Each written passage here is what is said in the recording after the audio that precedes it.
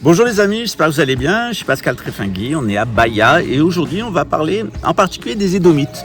Parce que souvent on me pose la question, il y a des gens qui suivent mes vidéos depuis longtemps et savent qui sont les Édomites, il y a des gens qui le font pas très longtemps et se posent la question, qui sont ces sacrés Édomites ?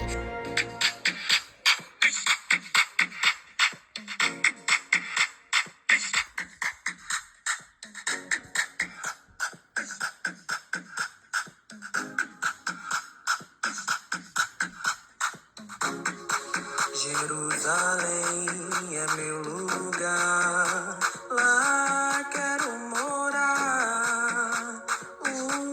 Salva-me, não me deixes aqui. Jerusalém é meu lugar e quero caminhar. Salva-me, não me deixes aqui. Terra Santa, quero entrar, imploro, prepara-me e consigo sentir, Deus tá comigo também. Terra Santa, quero entrar, imploro, prepara-me e consigo sentir, Deus tá comigo também. Eh bien les Édomites c'est une vieille histoire, c'est une histoire qui commence même avant l'histoire d'Ésav, c'est l'histoire des Néandertaliens.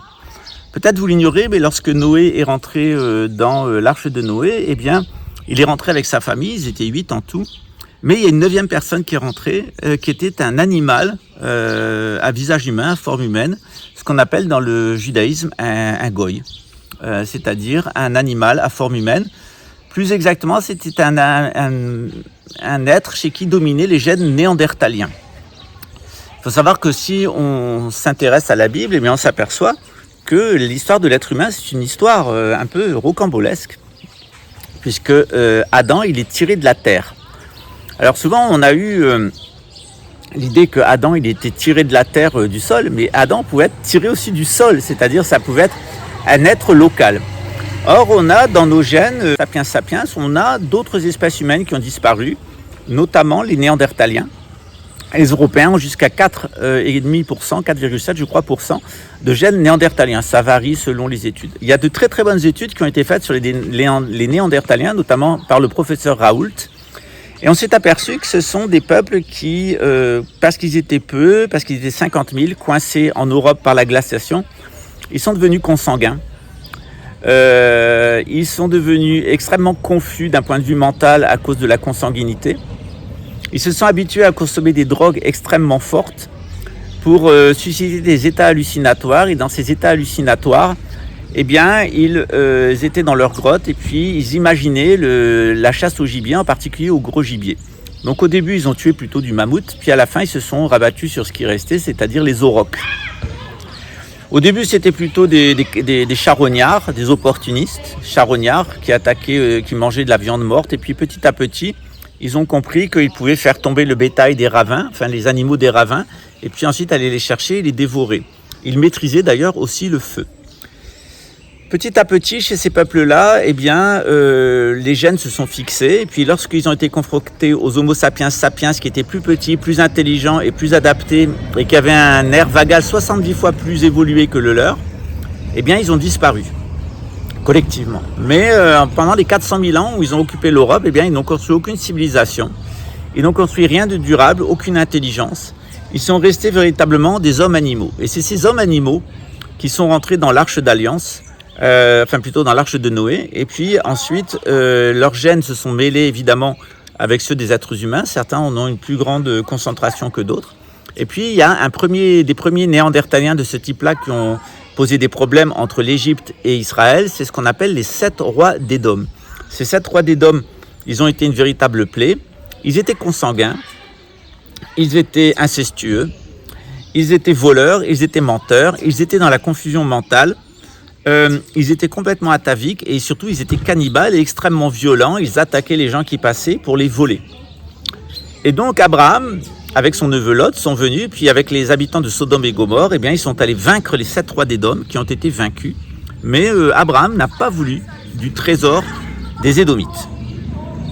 Les Édomites, oui. Les Sodomites, pardon, oui, les habitants de Sodome et Gomorrhe. Et puis petit à petit, eh bien, l'histoire a continué avec les Édomites. Vous savez que Isaac, il a eu un fils qui s'appelait Jacob Israël. Et Jacob Israël, il avait un frère jumeau. Voilà. Il avait un frère jumeau et ce frère jumeau s'appelait Ésav. Et on l'appelait Édom parce qu'il avait des gènes néandertaliens très dominants chez lui. Il était blanc, il était roux, il avait les joues rouges, il était très sanguin. Il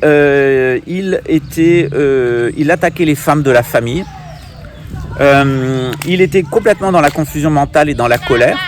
Et puis surtout, il était assassin et il pouvait tuer avec les mains. Et alors, Jacob Israël, qui était lui intelligent, qui était un bon garçon, dont Isaac pouvait être fier, eh bien, il a éliminé de la succession Édom, c'est-à-dire Ésav, son frère jumeau Ésaü. Et cette lignée des Édomites, eh bien, elle a posé tout le temps des problèmes. C'est-à-dire la lignée perverse de Pharaon qui a pris le contrôle en Égypte, c'était des Édomites. Les Assyriens étaient des Édomites. Les Babyloniens étaient des Édomites. Les Médo-Perses avaient du sang édomite et se comportaient comme des Édomites. Tant qu'ils se sont soumis aux Juifs, ça a été parfait. Ils ont reconstruit le temple de Jérusalem, etc. Puis après, ils se sont soumis à l'islam et leurs descendants sont les Perses et donc les Iraniens. Tant qu'ils se soumettent à l'islam, c'est des gens qui ne posent pas de problème. Ce sont de bons musulmans, etc. Et ils aident les juifs. Quand ils s'en prennent aux juifs, ou quand ils ne respectent pas les prescriptions de l'islam et qu'ils font naître des formes irrégulières d'islam, eh bien, ils deviennent une véritable calamité, un véritable châtiment de Dieu.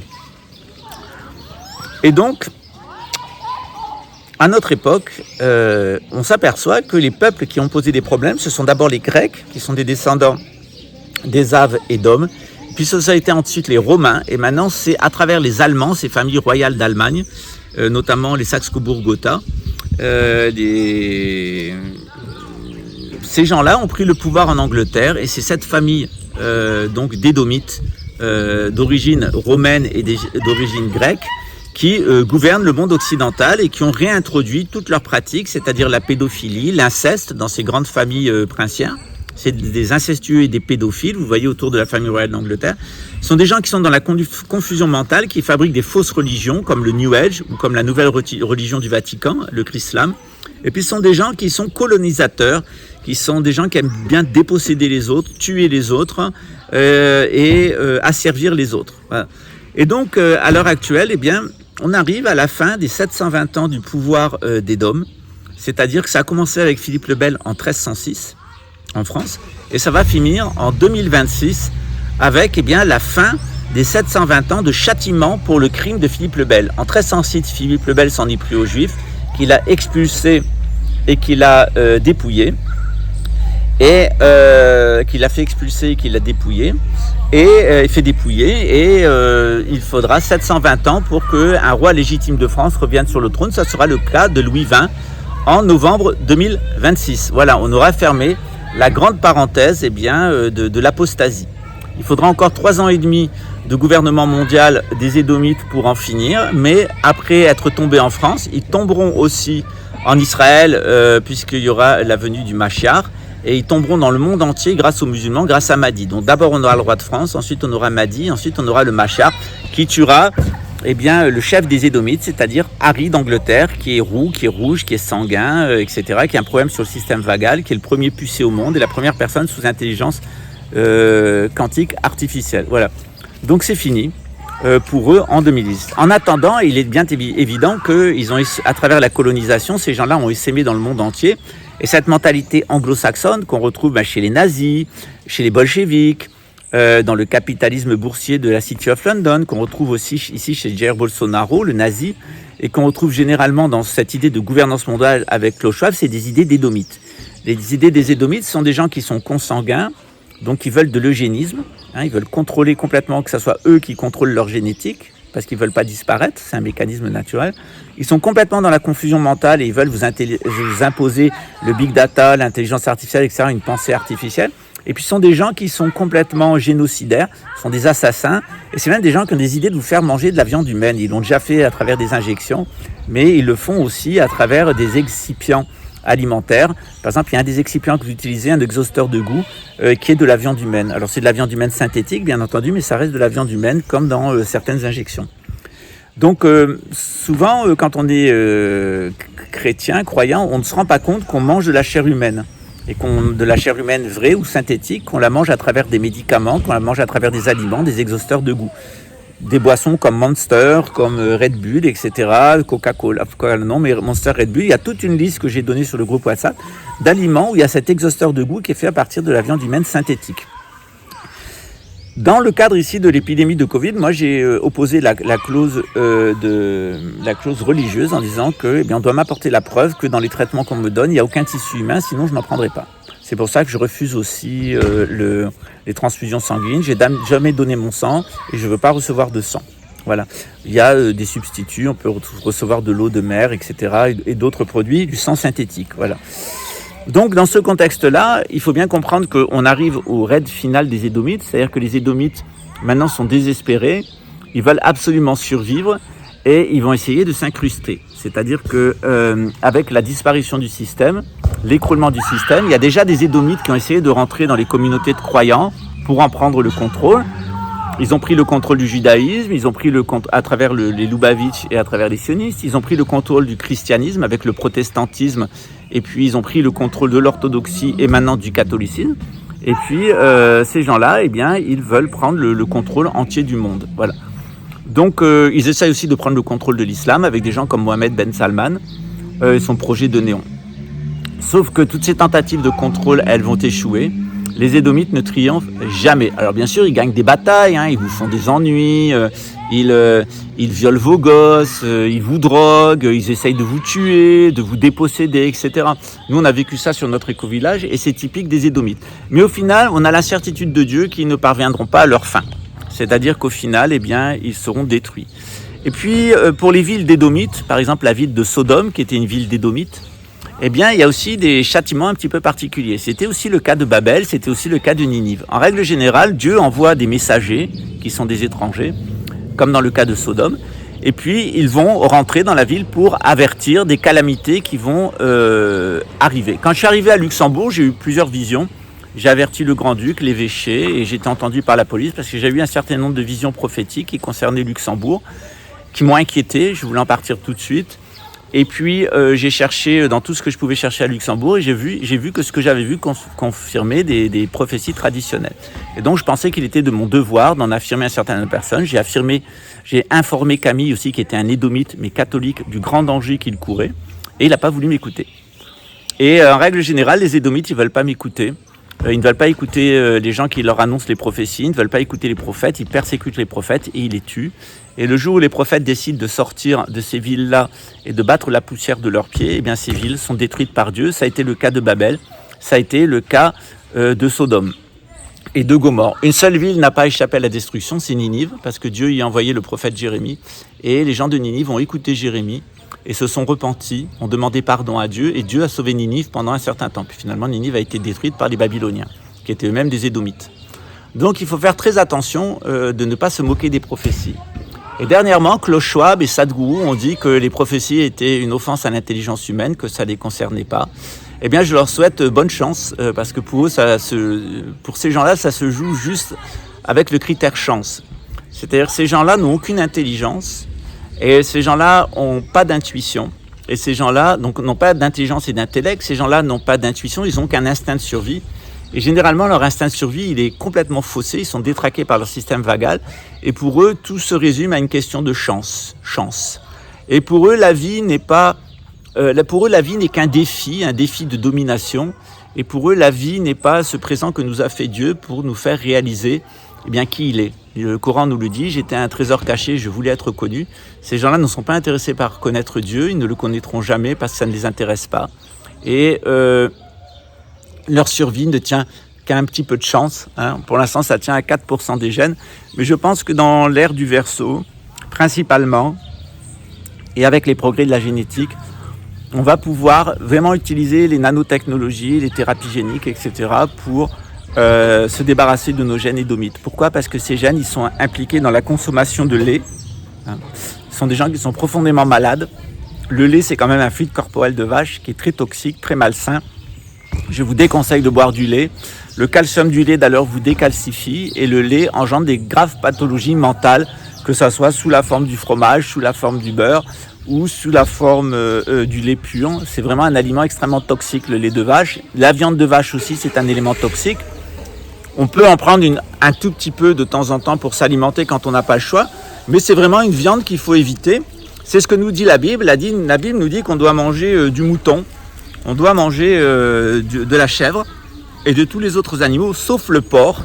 Et pour la vache, eh bien, il faut s'abstenir de la vache. C'est le cas en Inde, qui respecte les règles du sémitisme. On ne mange pas de vache en Inde. C'est une viande qui rend malade et tous les aliments qui viennent de la vache rendent malade. Ils vous rendent quoi? Eh bien, ils vous rendent comme tous ces fils de paysans, abrutis du centre de l'Europe, ces édomites. Ils vous rendent pédophiles, consanguins. Ils vous rendent confus, alcooliques, drogués. Et surtout, ils vous rendent cannibales et ils vous rendent extrêmement agressifs. Je rajoute aussi que la vache est le premier polluant mondial. La couche d'ozone est vraiment détruite par la surconsommation de produits de vache. Dans le judaïsme, on consomme de temps en temps de la viande de vache. Il faut qu'elle soit rousse. L'apparition d'une vache rouge fait qu'elle est égorgée en offrande à Yahvé, à Dieu. Pourquoi? Parce qu'elle représente ce qui se passera à la fin des temps, c'est-à-dire que tous les édomites et tous les gens qui ont du sang néandertalien, chez qui dominent les habitudes et les gènes néandertaliens, ces gens-là seront égorgés. Alors ils ne sont pas forcément égorgés avec des musulmans, des migrants musulmans qui auront des couteaux. Ça, le fantasme du migrant musulman avec un couteau, c'est un fantasme. En réalité, ils seront égorgés par la pollution chimique, ils auront un cancer de la gorge. Ils auront en travers de la gorge tous leurs crimes, tous leurs péchés. Et effectivement, ce qui se passera pour eux, on leur enlèvera la parole. Eux qui aiment bien écouter les gens et murmurer. Le Coran est très clair. Les personnes qui écoutent les autres à leur insu et les personnes qui susurrent dans l'oreille des personnes à leur insu pour leur enseigner des mauvaises choses et les diriger vers le mal, auront un châtiment particulièrement cruel et dans ce monde et dans l'au-delà, ils seront égorgés. On a une prophétie dans l'islam qui s'appelle la vision de Al-Jassasa, le voyage de Al-Jassasa, qui raconte l'histoire de compagnons de prophètes qui vont aller en Grande-Bretagne et qui vont avoir une science de ce que sera Al-Jassasa, la bête de la fin des temps, celle qui écoute et celle qui susurre des imbécilités à l'oreille des gens. Donc on avait l'homme qui murmurait à l'oreille des chevaux, on avait l'homme qui regardait les chèvres dans les yeux, mais maintenant on a les imbéciles du renseignement mondial qui susurrent à l'oreille des gens à travers leurs objets électroniques. Voilà, c'est ce qu'on appelle la psychotronique. Ces gens-là vont à leur égorgement, ils seront égorgés pour qu'on ne les entende plus. Eux, leur chant mauvais, leur matérialisme, leur culte du veau d'or, leur culte de l'argent, leur chant rempli de promiscuité sexuelle, leur chant matérialiste, leur chant où ils ne font que chanter leur désir sexuel et leur désir d'appropriation, tous ces chants à Satan, en réalité, qui représentent l'industrie moderne, on n'entendra plus que les chants qui sont dirigés vers Dieu, les chants des croyants. Voilà, donc voilà qui sont les Édomites et voilà pourquoi ils vont à leur fin. Ils ne sont pas forcément égorgés comme ça. Vous savez que dans le rite écossais, on fait comme ça. Ça veut dire que rentre dans la maçonnerie qui en est digne et un pur sémite qui va se baser sur la Bible, sur le Coran et les prophètes précédents. Quant à ceux qui ne sont pas dignes de rester dans la franc-maçonnerie et notamment dans le rite écossais, tac, ils seront égorgés. Cet égorgement, ça ne sera pas forcément un égorgement comme ça par les migrants, comme le disait le Rav David Twitou, mais ça sera très certainement la pollution atomique, la pollution nucléaire et la pollution génétique qui va leur enlever, leur donner des cancers au niveau de la thyroïde et les détruire. D'ailleurs, le cancer de la thyroïde, c'est une maladie qui est typique chez les gens qui mangent du lait de vache et des produits de vache parce que c'est lié aussi à la glande thyroïde. Il y a toute une symbolique qui est liée à ce niveau-là. Voilà, vous savez maintenant qui sont les Édomites, vous savez ce que vous devez faire. À très bientôt, ciao.